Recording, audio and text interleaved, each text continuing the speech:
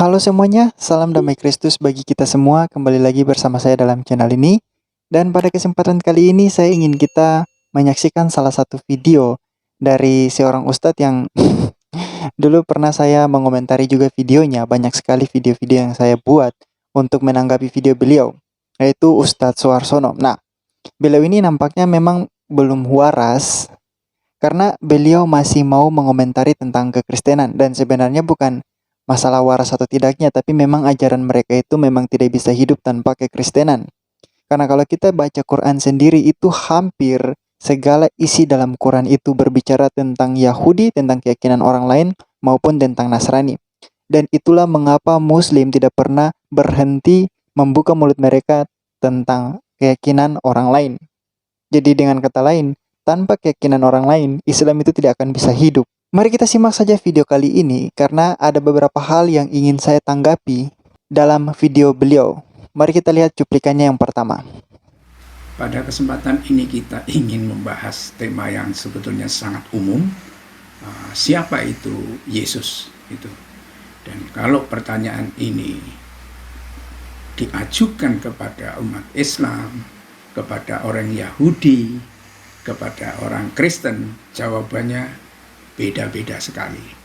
Tetapi sebetulnya kalau dirujuk kepada Alkitab itu sendiri, Bible kanonik, yakni Matius, Lukas, Markus, ya, dan Yohanes, gitu, hampir bisa dipastikan kalau kita tahu tentang bahasa yang digunakan oleh Yesus, ya, maka tampaknya jawaban yang diberikan oleh Islam lebih tepat daripada apa yang diberikan kepada jawaban yang dari Yahudi maupun Kristen itu sendiri. Jadi kalau ingin tahu siapa itu Yesus, maka sebetulnya kita bisa merujuk dengan secara jelas kepada apa yang didoakan, apa yang dilakukan Yesus, ya, di dalam berdoa di Taman Getsemani di Bukit Zaitun, ya. Dalam cuplikan pertama ini, menurut beliau bahwa jika pertanyaan siapa itu Yesus ditanyakan kepada orang Yahudi, orang Kristen maupun orang Islam, jawabannya itu berbeda-beda. Dan ya memang benar jika pertanyaan itu ditanyakan kepada orang Yahudi maupun orang Kristen ataupun orang Islam, pasti jawabannya itu akan berbeda-beda.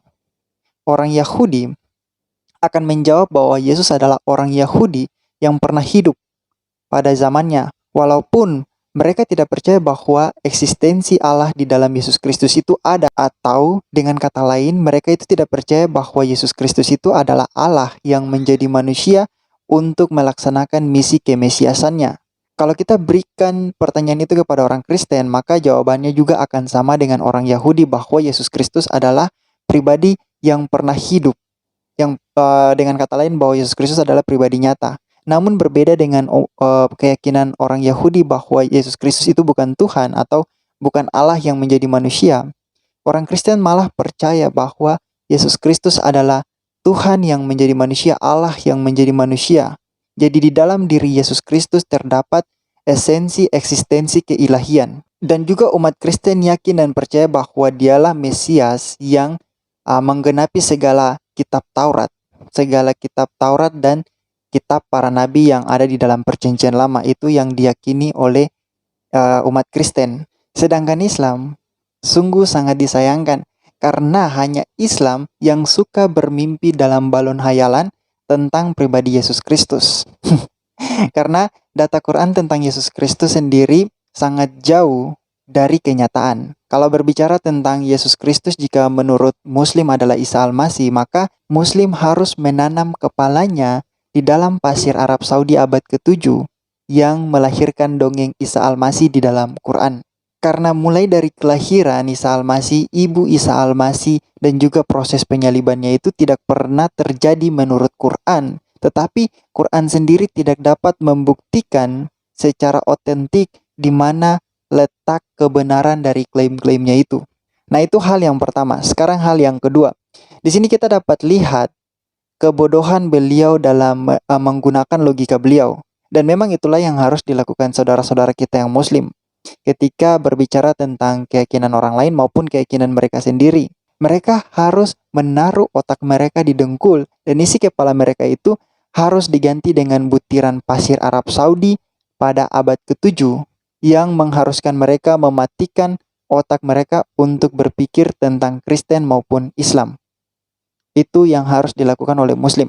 Saya katakan ini karena beliau mengatakan bahwa jika merujuk pada 4 Injil kanonik, maka jawaban yang lebih tepat adalah jawaban dari Islam. Jawaban yang diberikan Islam tentang Isa Al-Masih atau tentang Yesus Kristus. Dibandingkan jawaban yang diberikan oleh Yahudi maupun oleh orang Kristen. Nah, ini adalah bentuk dari cacat berpikir. Karena apa? Karena pertama, Muslim tidak boleh lupa dengan klaim mereka bahwa Alkitab sudah dipalsukan, sekalipun Muslim sendiri tidak dapat membuktikan hal itu. Ya, Muslim sendiri tidak dapat membuktikan bahwa di mana letak kepalsuan Alkitab.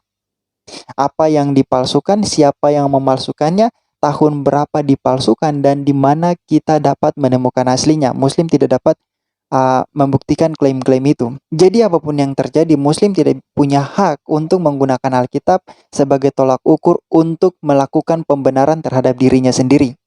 Itu tidak boleh dilakukan oleh Muslim. Apalagi seperti yang tadi dikatakan oleh Ustaz Suarsono. Itu adalah cacat logika. Jadi adalah idiot ketika sudah percaya bahwa Alkitab itu sudah dipalsukan, tetapi masih mengutip ayat Alkitab untuk mencari pembenaran atas keyakinan Islam. Itu yang dari awal sudah saya katakan bahwa Muslim itu memang harus menguburkan kepala mereka dan otaknya di dalam pasir Arab Saudi abad ke-7 yang melahirkan Isa Al-Masih. Itu harus dilakukan oleh saudara-saudara kita yang Muslim ketika berbicara tentang keyakinan orang lain maupun tentang agamanya sendiri. Karena ketika mereka membuat klaim dengan tidak berdosa, klaim itu mereka lupa hanya untuk mencari pembenaran mereka untuk keyakinan mereka sendiri atau untuk Islam yang bertentangan, yang mana klaim itu juga bertentangan dengan klaim mereka yang pertama. Itu hal yang pertama mengapa disebut sebagai cacat berpikir. Nah, yang kedua, pemberitaan Injil kanonik tentang Yesus Kristus secara totalitas itu sangat jauh berbeda dengan pemberitaan Quran tentang Isa Al-Masih. Jadi jangan terlalu bermimpi untuk menyimpulkan bahwa 4 Injil kanonik mendukung jawaban Islam dan Quran tentang Isa Al-Masih. Itu khayalan yang tidak bisa diwujudkan. Nah, sekarang yang ketiga, beliau mengatakan bahwa jika ingin tahu siapa Yesus, sebetulnya kita dapat merujuk kepada apa yang didoakan oleh Yesus Kristus dan apa juga yang dilakukan oleh Yesus Kristus di Taman Getsemani. Inilah letak di mana Islam tidak punya kredibilitas dalam membaca sebuah buku. Mengapa demikian? Sebab kita lihat dalam Quran sendiri bahwa ayat-ayat yang ada di dalam Quran itu adalah ayat-ayat lepas yang bersifat daliliyah. Atau dengan kata lain, ayat-ayat itu berdiri sendiri dan tidak memiliki kesatuan cerita. Nah, hal ini dicoba oleh Ustadz Suarsono dalam membaca Alkitab, yang mana kita ketahui bahwa Alkitab adalah sebuah kitab yang terdiri dari satu bacaan utuh atau satu kisah secara utuh tanpa melepaskan konteks dari ayat sebelum maupun dari ayat sesudahnya dari kitab yang kita baca. Jadi Alkitab membentuk sebuah rangkaian kisah yang sempurna yang dimana mengharuskan kita untuk membacanya secara utuh. Bukan sepenggal-sepenggal seperti kita membaca Al-Quran, bukan. Makanya adalah bodoh kalau Ustadz Suarsono ingin mengenal Yesus Kristus hanya dari sepenggal cerita yang dia comot, yang beliau comot dari Alkitab seenak kepala kosongnya itu. Itu sangat bodoh. Karena umat Kristen tidak mengenal Kristus, tidak mengenal Yesus Kristus hanya dari sebagian kata-kata dalam Alkitab atau satu ayat saja yang ada di dalam Alkitab. Melainkan umat Kristen mengenal Yesus Kristus itu dengan membaca seluruh dari isi Alkitab tentang riwayat Yesus Kristus. Itu yang dilakukan oleh umat Kristen. Tapi sebenarnya kita juga tidak bisa heran terhadap Muslim yang melakukan hal seperti ini. Karena memang Nabi buta huruf mereka juga mengajarkan hal yang sama. Yaitu bahwa dia mendengar sepenggal cerita dari salah seorang, dari entah itu siapapun, Lalu dia menganggap bahwa sepenggal cerita itu adalah sebuah kebenaran yang utuh untuk menutupi kebohongan-kebohongannya yang lain. Itu yang dilakukan oleh Nabi buta hurufnya Muslim. Makanya tidak heran jika ibunya Isa, saudari perempuan Harun, dipercayai sebagai kebenaran padahal tidak bisa dibuktikan kebenarannya. Karena kita tahu bahwa Harun itu tidak memiliki keponakan yang bernama Isa Al-Masih. Nah, kita lanjut pada cuplikan video yang kedua. Sekali lagi, ya inilah uh, sampai 2000 tahun setelah Yesus ini, kontroversi tentang sosok dan tokoh besar ini nampaknya terus menjadi perdebatan, ya, bukan hanya Yahudi, Islam, dan Kristen, tetapi antar denominasi Kristen itu sendiri memandang siapa itu Yesus, itu nyaris perbedaannya itu setara dengan jumlah denominasi yang ada di dalam Kristen itu. Katolik berbeda dengan Protestan, berbeda dengan Calvinisme, berbeda dengan mazhab-mazhab atau denominasi yang lain di dalam Kristen itu sendiri. Sangat banyak ragamnya. Bahkan ada yang mengatakan, seorang pendeta misalnya menganggap bahwa Yesus itu ya Tuhan Bapa itu sendiri. Sementara dalam Katolik dikatakan Yesus itu ya anak Tuhan atau Tuhan anak. Dan itulah jawaban yang sangat berbeda-beda.